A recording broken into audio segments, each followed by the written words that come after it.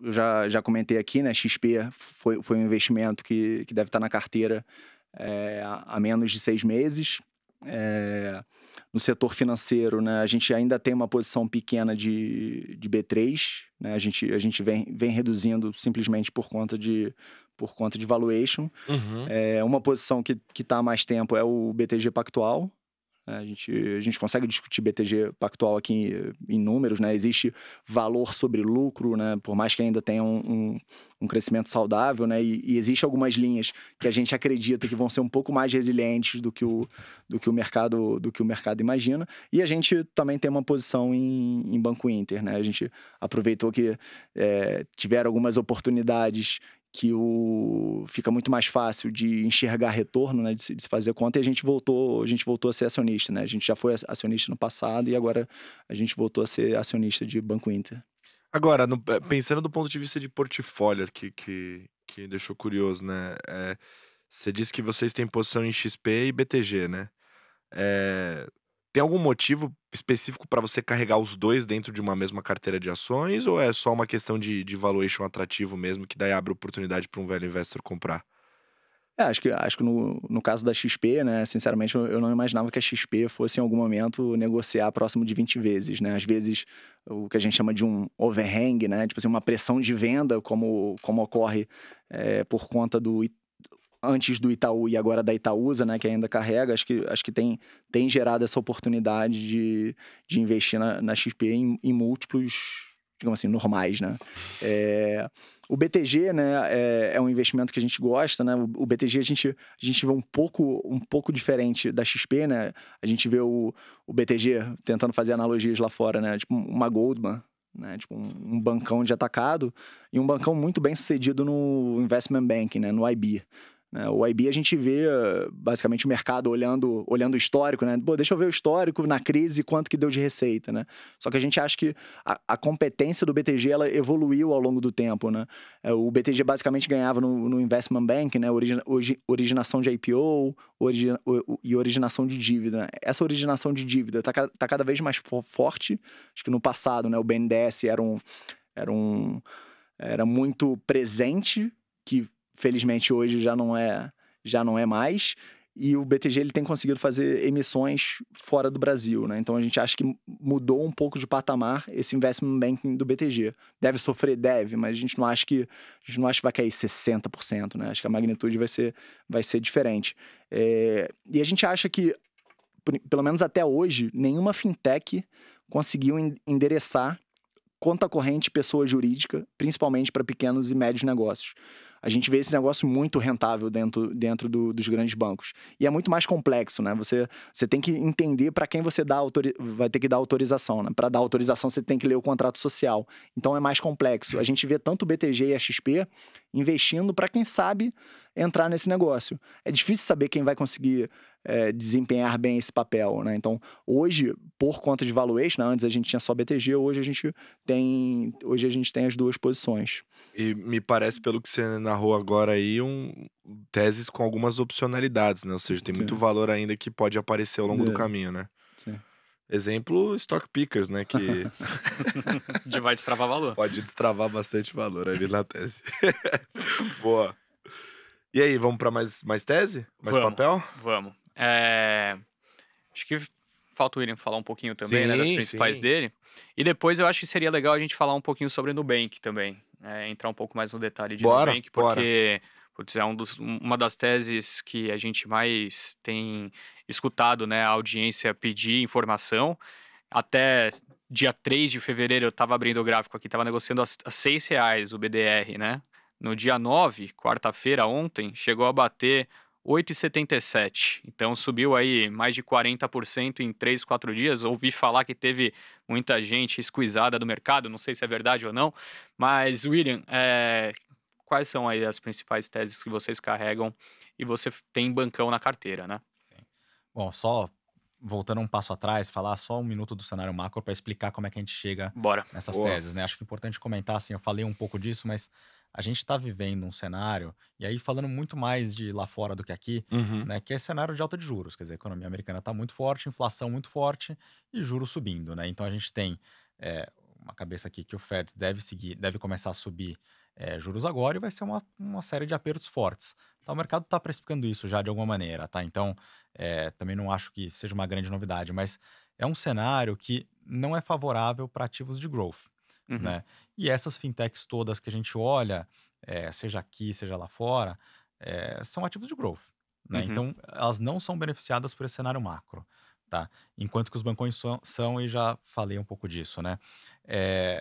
Tô dizendo isso só para dizer o seguinte: a gente já teve muito mais fintech na carteira do que a gente tem hoje. Uhum. Hoje está menor, não porque a gente não goste das teses micro dessas empresas, mas porque, de fato, o nosso cenário macro ele é um pouco mais adverso para esse setor. E como a gente viu no segundo semestre do ano passado, é um setor que, assim, se o negócio muda um pouco, a volatilidade é muito grande, né? O tamanho do movimento ele é muito grande. Uhum. Então, você tem que também, de alguma forma, calibrar no tamanho de posição que você tem, né? Principalmente quando o cenário é contra.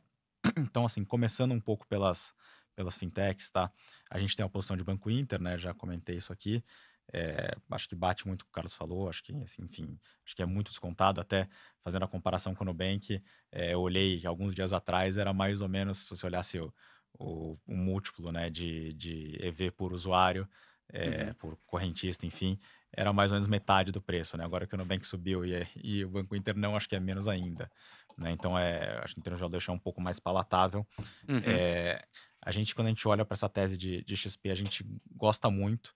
Eu também concordo com essa visão que você olhar para XP e falar assim, tô comprando isso aqui a 25, se você olhar para mais um ano vira 20, né, vezes PI, eu concordo que é muito barato. A gente não tem, tá, hoje, principalmente por uma questão do overhang, assim. A gente enxerga que pô, a Itaúsa tem um estoque grande ainda de ações de XP para vender. O próprio Itaú, né, deve ter feito agora, exerceu agora a call, né, que ele tinha para comprar o último stake, então é possível que isso venha ao mercado, então a gente está preferindo esperar um pouco, né, para ver se esse evento acontece, se a gente limpa um pouco mais o fluxo desse papel, mas parece, assim, como a gente olha por tese estrutural, é uma coisa que está muito bem, né? E eu acho que, assim, essa tese toda do financial deepening, né? Por mais que a gente esteja falando de juro mais alto no Brasil, ela vai continuar acontecendo, né? Você pode até atrasar um pouco o movimento, você pode falar que, pô, esse cliente ele não vai mais investir em ações porque o juro está muito alto, mas o cara vai investir em renda fixa, né? O cara não quer mais a poupança, ele quer um produto melhor de renda fixa, então, né? Se o juro é mais alto. Isso vai continuar acontecendo e acho que a XP está ali super bem posicionada para pegar isso, assim como o BTG, né? Então acho que ambos estão muito bem posicionados nesse sentido. Então a gente tem um pouco de BTG e aí é muito mais uma questão de estar também bem posicionado nesse mercado, com valuation também atrativo e sem esse overhang, né, de venda do Itaú, né? Então a gente gosta e aí de fintechs é isso, tá? Que a gente tem. E aí, passando para. Na verdade, tem uma outra coisa que a gente tem. A gente tem um pouquinho de modal, tá? Uhum. Hoje. Mas que na prática, hoje, o modal ela é uma forma de você comprar XP com algum desconto, né? Uhum. Se você olhar hoje, o modal está negociando com perto de 10% de desconto para o valor que deveria. Que seria o justo para você fazer a conversão em ações da XP, tá? Então, a gente acha interessante esse desconto porque é um risco muito baixo, tá? Uhum. Nesse deal. E aí, passando para os bancões, né, que a gente falou um pouco, eu gosto de pensar nos bancões da seguinte maneira, né? É, entre Itaú e Bradesco, né, que acho que são os bancões mesmo, assim, Uhum. que a gente olha aqui, honestamente, quando você olha do ponto de vista de empresa, é, tirando um dia como ontem e hoje, que a gente teve o resultado de Bradesco, o resultado do Itaú, né, na prática, a maior parte do tempo quase que tanto faz qual que você tem, né, porque eles andam muito junto, as ações, o cenário macro para eles é muito parecido, então você tem, assim, poucas diferenças, tá, entre eles ao longo do tempo, mas às vezes acontece, quer dizer, um exemplo que aconteceu nos últimos anos foi que o Itaú fez investimento na XP que deu um ganho para ele de ordem de grandeza de 50 bilhões de reais. Pô, esse é um ganho que é grande até para o Itaú, Uhum. né? Então, você tem, às vezes, alguns poucos fatores idiosincráticos que fazem diferença, mas, na média, eles caminham, né, muito parecidos. Então, quando a gente olha para bancões hoje, a gente tem uma posição maior de Itaú, uma posição pequena de Bradesco, tá? Então, é mais ou Uhum. menos assim que está a nossa carteira.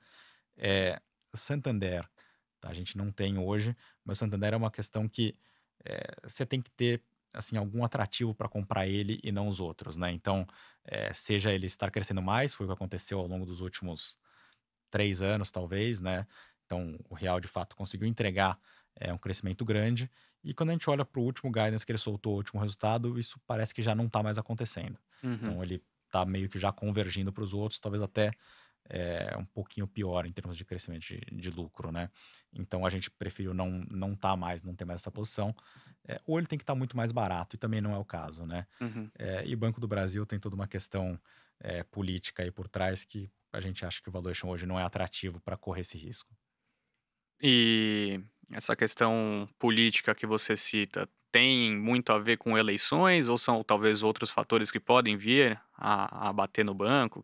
Você sempre tem outros fatores políticos envolvidos, porque, né, você pode tomar um susto Eu no dia digo pra isso noite, porque mas em alguns outros programas que a gente teve aqui, o pessoal que gostava de Banco do Brasil, eles falam, pô, o Banco do Brasil tem uma carteira super defensiva, uma carteira ligada ao agro, que é o único setor que cresce no país, né? Então esses foram os pontos positivos colocados na mesa. Então seria legal ouvir também as suas preocupações para a gente equilibrar a balança. não, eu acho que é uma análise assim, claramente é uma discussão de eleição, né? Porque acho que no final um governo de esquerda, ele vai olhar para um governo, para um estado um pouco mais inchado, vamos colocar assim. E o banco público é uma ferramenta boa para ser utilizada, né? Você quer dizer, você pode dar um pouco mais de crédito. Não estou falando de nada assim, sei lá, eu não vislumbro nada que seja catastrófico, não é isso. Mas acho que pode ter algum uso um pouco mais político, vamos colocar assim, do banco do que a gente está vendo hoje, né?